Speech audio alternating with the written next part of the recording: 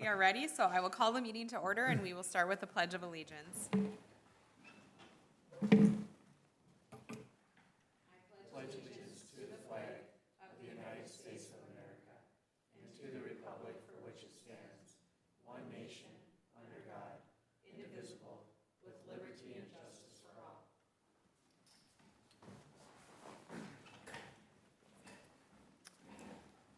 Roll call, Mayor Kratzky, I am here. Groko? Here. Kufal? Here. Padilla? Present. Rose? Here. And Eker? Here. Any changes to the agenda tonight?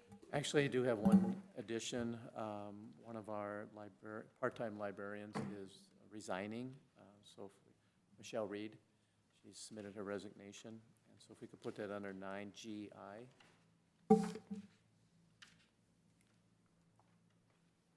Anything else? No. Okay, and we'll take a motion to approve tonight's agenda. So moved. We have a motion from Eker. Do we have a second? Second. Seconded by Rose. Any further discussion? All in favor say aye. Aye. Opposed? Motion carried. Comments, updates, concerns? Doesn't look like we have any citizens here to speak tonight, unless Bill wants to speak. Nope. Council members, any updates? And city staff? In my email last Friday, I mentioned that I'm going to be attending the Minnesota Valley Regional Railroad Authority meeting on April 16th to do a formal request for trees planting along Railroad Avenue in their right-of-way. There's some in there right now, kind of on the west end. I just wanted to make sure that that's okay with you guys, if we would be looking to put in some more trees along there. There's a row of evergreens that they were planted a long time ago, and they grew up and serve as somewhat of a buffer for the highway, but also from maybe some of the trucking businesses and so forth from the highway too. I'm okay with Leighton that. brought this request up. You just want consensus? that Yeah, we're all- that's all. I was just Yep. making sure it was okay with you. Go And ahead. I'll bring back I'll let you know one way or the other. Okay, Thank sounds you. good. Okay, then moving on to consent agenda, I'll take a motion to approve tonight's agenda. Consent agenda. So move. Second. Motion from Kufal, seconded by Eker. Any discussion about the consent agenda? Questions? Then all in favor say aye. Aye. Opposed? Motion carried. We can move on to communication requests and petitions. Quite a bit of information about things happening. The senior center newsletter, the fish fry coming up at the Legion, the Easter egg hunt, By His Grace concert and meal, ambulance breakfast, and Plant Yourself in Gaylord.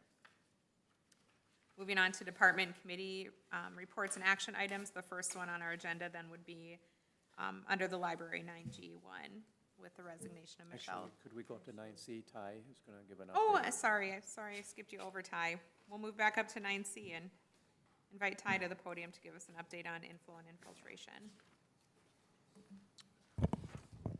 Good evening. We did get our televising results back. Just to quickly go over what some of those results were. We had 181 total service lines attempted to televise. Out of those 41, they were unable to televise all the way to the foundation, whether it be pipe offset, the full of roots, or so mucky you couldn't see anything. So that left 140 that were televised to the foundation. Of those, 34 were found to have some kind of break-in drain line for a tile or a pump or whatever. Some of them were really obvious. Some were, you could tell they were hammered in by hand, but you can see them. That comes to about just over 24% of the total that were televised actually have some kind of freshwater drainage into them. So, not knowing what the other 41 have, I mean, it's possible we could have more than that. So, it's entirely possible. So, yeah. So, just to give you a heads up where we're at. Yeah, 34 out of 140. It's quite a bit. Got the It's quite a report. bit. Actually, Yeah. he didn't get the full report yet. He's just got at these numbers. Yeah, I got kind of like the informal, but it actually has all the video and stuff. I did look at the videos of them. They're gonna give me the formal. They're having some issues with the forms and stuff like that printing out correctly, but, I do have like it's basically the majority of it. They just wanna straighten it out a little bit so it looks nicer. But I have the first draft of it, so, but, yeah. So what happens with the 41 that couldn't be done? Do we do something further or just leave them? I don't know if you'd almost have to televise them from the basement, I think, out. Because like I said, a lot of those that they couldn't televise it was so mucky and so much stuff in them, you couldn't, some of them, they made it 10 feet from the foundation, some only made it 30 feet from the foundation, that kind of thing. Like I said, a lot of them, most of them were muck and roots. There's some that are really rooty. I'm surprised they even drain at all. Some of the pipes are offset or broken enough where they couldn't get their camera past it. It's just one of those things. So I don't know if you televise them, have somebody televise them from inside the house, just outside the foundation to see, or what we do there. Would we send letters out to those 41 as far as informing them that there were issues and then? Yeah, I mean, we can, yeah, definitely. Ty, just so everyone kind of understands, when you're saying like the broken lines, Yep. what, that means that they have their sump pump draining into it, or how does that? Like a break-in. So some of them, you could tell the lines are, they're almost as big as the sewer lines themselves, hammered in on each side of the pipe. There's some that the holes maybe, 2 inches around right on top of the pipe, but you can clearly see the tile sitting on top of it type of thing. But yeah, there's a bunch of different styles that they did. Some almost look like they're factory made, and most of them look like they were broke in because it's old clay tile type of thing. So yeah, it just depends what house you're looking at. Okay. Yeah, And is it the tile usually going around the outside of the house? like- usually goes around the perimeter. Yep. So, I mean, that's all I got unless anybody's got any questions. I'll try to, next meeting, I'll give a very detailed report on, I'll write out what lines are having issues, what signs, the addresses that couldn't be televised and that kind of thing. Like I said, there's a few, more than a few lines that I don't know how the thing's even draining without blocking up, but they're so bad, so. It seems like a couple of years ago, we replaced some of those pipes that had offsets in them that were backing up. Yeah, so the ones that, a lot of those were on the north of Lincoln there where we did a bunch of lining. There were a couple where they pushed the lining sock up into the surfaces like 8 or 10 feet. Well, sometimes it's almost like a fiberglass mesh when it hardens, and some are like folded back in so they couldn't get the camera past that fold because they're hard now. But there's only a couple of those that it happened to. But yeah, it's once you get into, there's a couple that they couldn't get into right off the pipe because the saddles were so offset or just at a goofy angle, severe angle type of thing. So Is that something that if those 41 houses don't want to let us go inside, that we'd have to create an ordinance that makes them go inside, or how does So I don't know what the sewer side ordinance says, so like if it was like a water line, say, because our water meter's in the basement, we have a right to enter the basement because it's our property. The sewer side, I'm not sure how that actually works.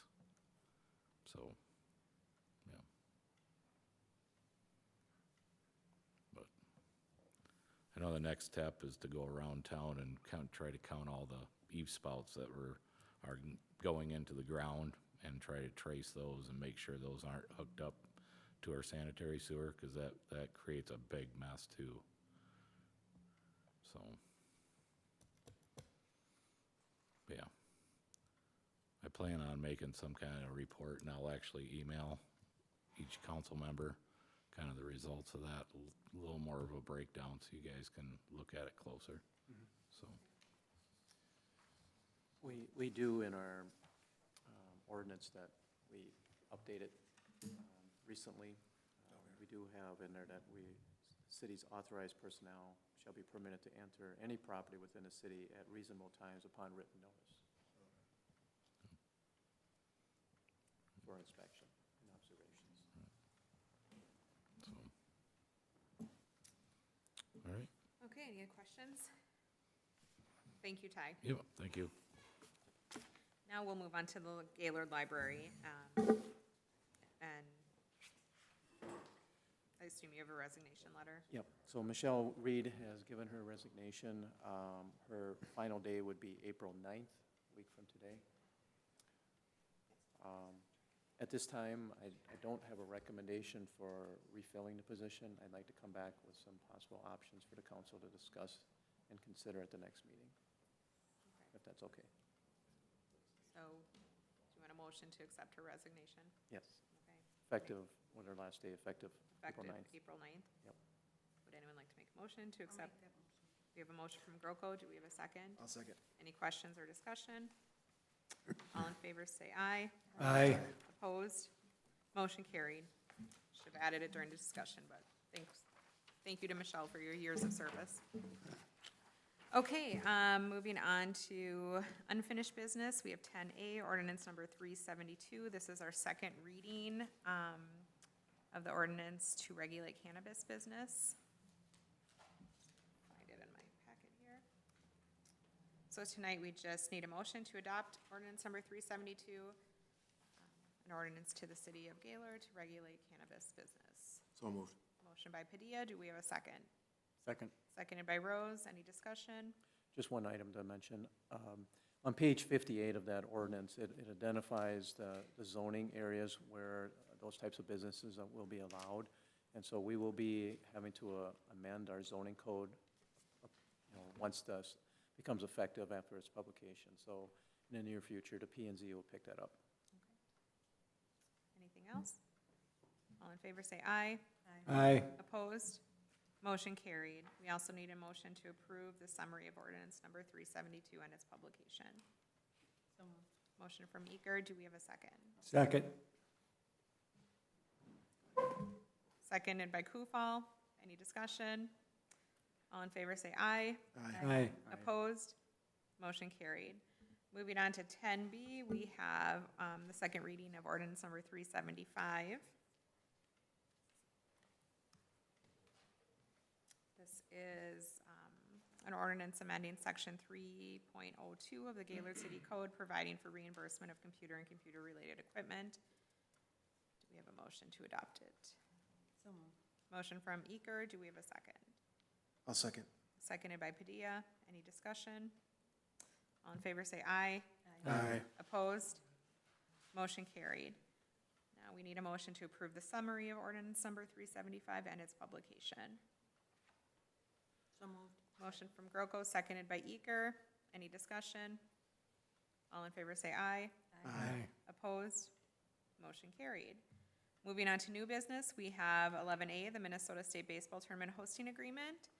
I'll turn that over to Steve, and I see that Bill's also here, I assume, on behalf of the Baseball Association. So this is an agreement that's required by the Minnesota Baseball Association. Primarily, it's directed towards the host site. In this case, the host site is defined as the Gaylord Baseball Association. That's what Bill is here representing. I'm just going to mention a couple items that are directly affiliated with the city. So we're basically in this because we own the facility, the baseball diamond.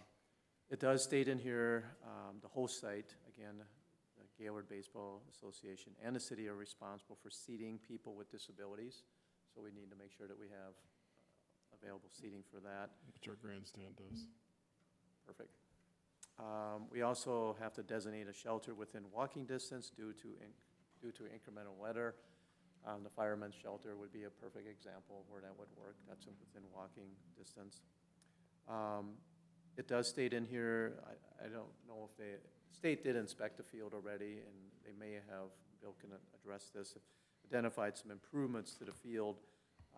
But we also have language in there that Gaylord would have no obligation financially. We wouldn't be like hamstrung, so to speak, to do those improvements if it was too big of a financial burden, so to speak. So there is that in there.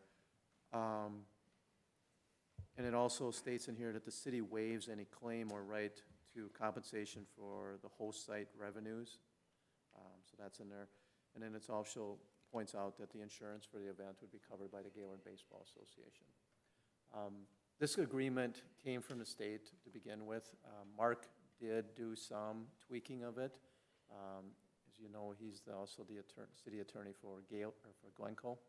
And this agreement, they were also one of the host sites for the tournament, and this agreement came through Glencoe first. And so from there, he did some tweaking with it. He's had conversations with a state board member, and he believes that this will be approved by the state board. So those are the items that really relate to the city that I wanted to highlight for you. So a lot of these items that say host site, like shall provide funding or provide and fund adequate housing, administrative offices, is that stuff the baseball association all takes care of, or? Yeah, so we're responsible for paying for their motel rooms. The number is somewhere between 12 and 20 motel rooms that we'll split with all 4 host sites. We have to have a trailer down in the park for them, for their office set up during the tournament. Yeah. It's all very, very similar to when we hosted it in '09. In '09, they didn't require this contract. Okay. They already had it, but the secretary at that time wasn't having the towns go through with the contract. So like, Going forward, if we ever bid on it again, this contract gets signed before we can even bid. oh, okay. I was just curious, it seemed like there's a lot of stuff in there that you guys gotta take care of, and I'm like, that seems like it would get costly for, No, it's all part of the deal. okay. Bill, do you have any idea how many people will be at the games, So or projected estimate? over 30,000 between the 3 weekends. The first weekend, there'll be games at all 4 towns. The second weekend, there'll be just games at 3 towns with good weather. And the final weekend, there'll be, Glencoe, I believe, will have a couple of games on one of the days. So they're projecting over 30,000 for the 3 weekends, split between the 4 communities. And they think it's actually gonna go bigger than that, but they've gone to a 3-class system this year. So they have A, B, and C. There's gonna be a lot of teams that make the state tournament this year that haven't made it for a while, which should generate more interest and more people. What's the other towns besides Glencoe? The 3 main towns are us, Broughton, and Hutch. Oh, Glencoe is our 4th site. okay, The original 3 are Glencoe, Broughton, and Hutch, okay, or not Glencoe, Hutch, Broughton, and us. okay.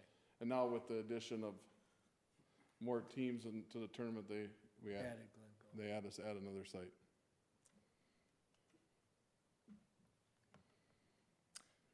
Any other questions for Bill or Steve? Or Matt?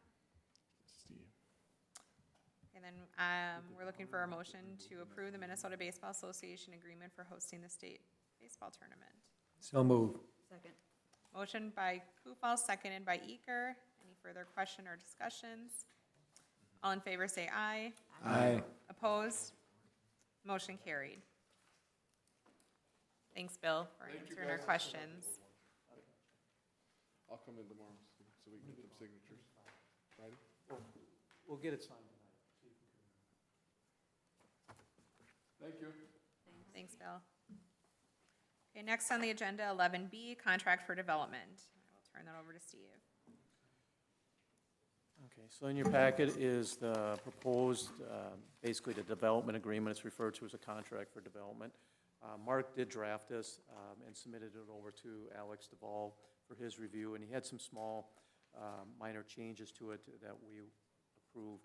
And so tonight, I'm just going to point out a couple things, just an update here. So again, this has to do with our workforce housing grant that we received last year.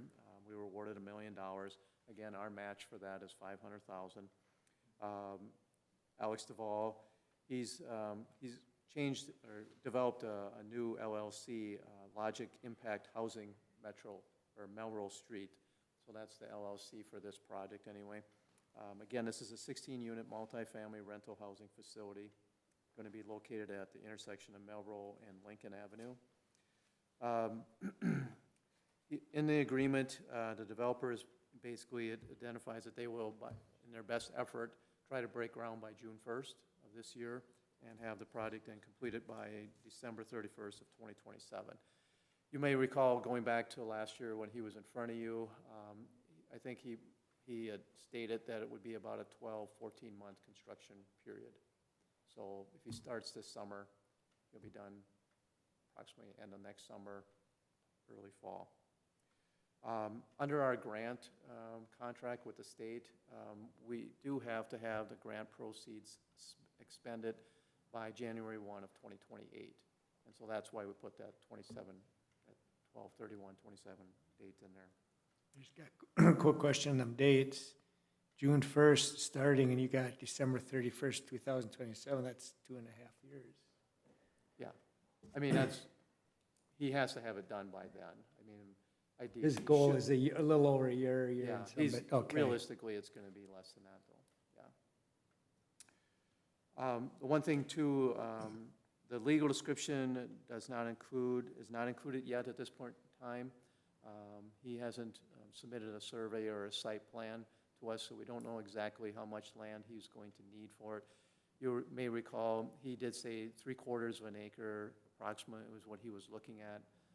So it could be up to an acre or roughly right around there. So again, it's all city property. A couple other things I just want to point out. There are some expenses that the city will incur with this. One we've already incurred. That was with Minnesota Housing. Part of they assessed an administrative fee associated with the grant that we received of $7,000. That is an eligible reimbursement under the grant. And so Alex has agreed to include that and that we will get reimbursed for that. Secondly, in reference, one of our match is going to be a big portion of our match is setting up the tax abatement for this property. The cost of setting that up, the consultant fees that we will incur, that's also an eligible expense. So I put in here approximately $15,000 for that. So he's agreed to that as well.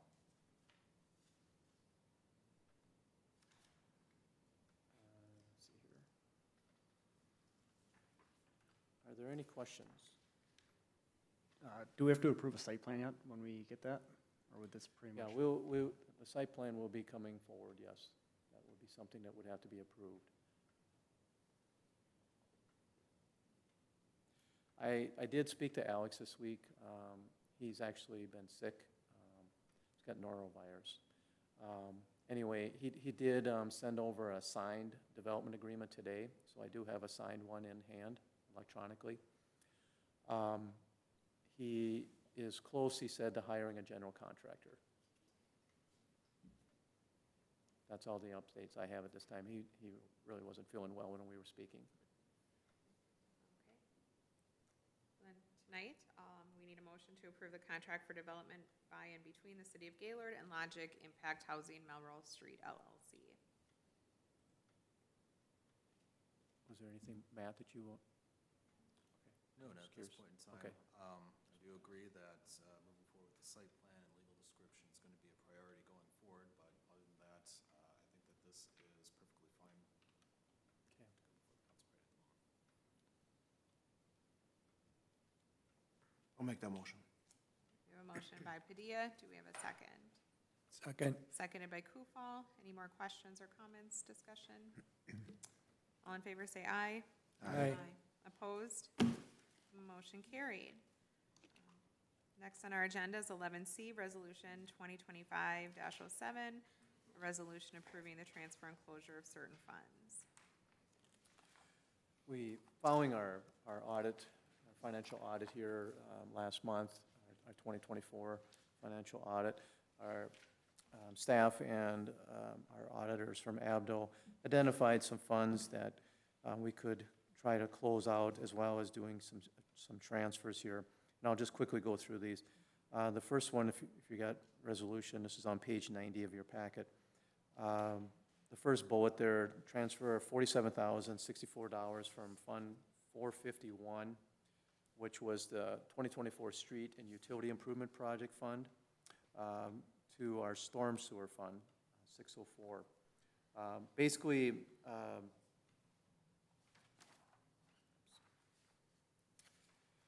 in reference to our street project last year, as you'll recall, when Justin Black was kind of given the final report on that, he had shared that we had expended less than was actually budgeted for the project. We actually ended up with a surplus fund balance of $177,286. So we did well. We came in well underneath the project cost. When we took out the bonds, we identified, certain components of the project, specifically, what would be covered through property taxes, what would be covered through utilities. We didn't have really much for utilities in this project except for storm sewer.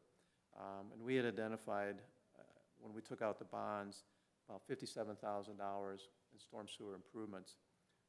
Our actual storm sewer costs were about $104,000. In excess of about $47,000.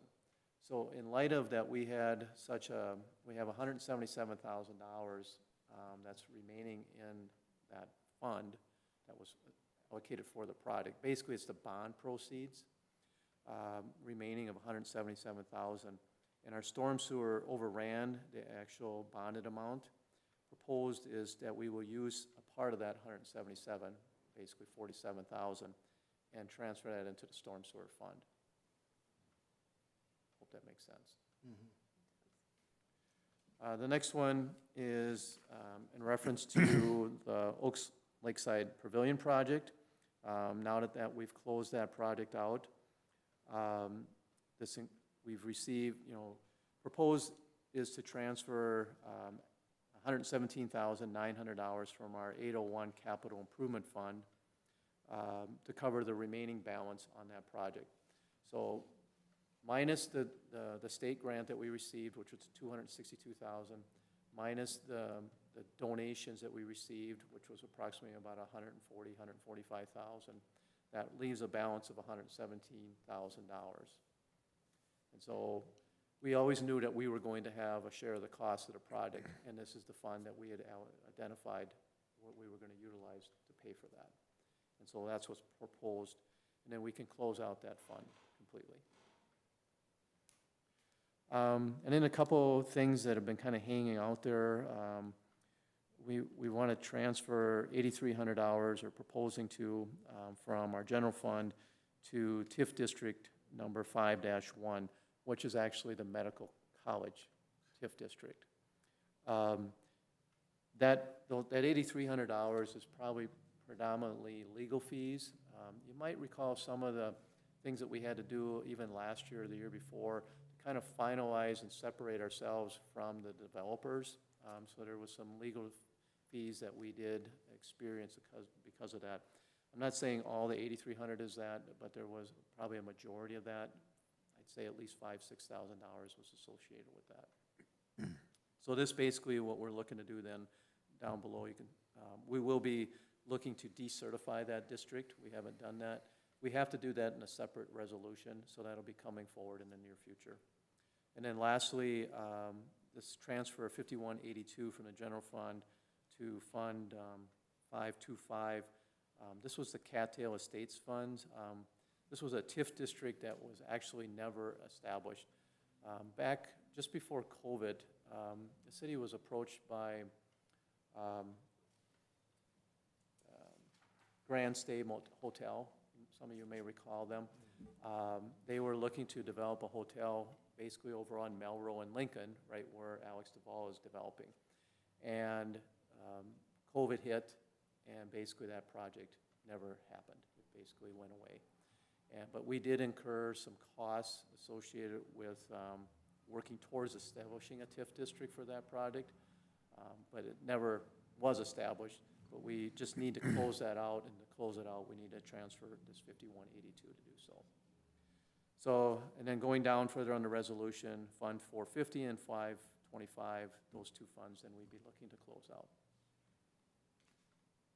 So I'd be open to any questions. There are not any questions. We need a motion to approve resolution number 2025-07, resolution approving the transfer and closure of certain funds. So moved. Motion by Groko. Do we have a second? I'll second. Seconded by Padilla. Yep. Any further discussion or questions? All in favor say aye. Aye. Opposed? Motion carried. Okay, any closing comments by staff or council? I got one. Ty, actually, I guess maybe this is news to you. I was scrolling through the MPCA website today, and I saw you guys got the operational award for the year, so. We did. I'd just like to be the first to congratulate you. Yep, So, thank you. Yep. Obviously, it's personnel change. It's probably the year it would've gotten missed, so. Yeah, it was kind of dodgy there for a little bit, but yeah, we did get one, so. So, just wanted to throw it out there. Yep, thank you. Thanks for letting us know that. What does that mean, Leighton? Basically, it's kind of an award for doing your job. Yeah, it's kind of an award for doing everything correctly. You know, congratulations, you didn't screw anything up type of thing. Basically, I mean, sending in Yeah. reports and. Yeah, we've had pretty long string of that recognition every year, so it's been kind of nice, so. Not everybody gets it. I will say Yeah. that, my experience. I mean, I've been in cities that have not received that, so for us to have such a long history of receiving this is a really it's a big deal. Especially with new personnel this year. I mean, that's. Yeah, little bit tough. we have, before, we had Bob, then we had you, and now we got Alex, and me, I'm trying to, bridge the gap in between there too. And, I should say too, Alex will be taking his wastewater test in mid-May, so we just, scheduled him for a class. It's gonna be in Mankato, actually, so that's gonna be kinda nice, so.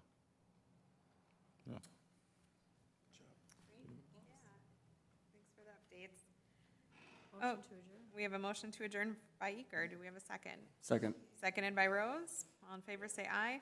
Aye. Opposed? Motion carried.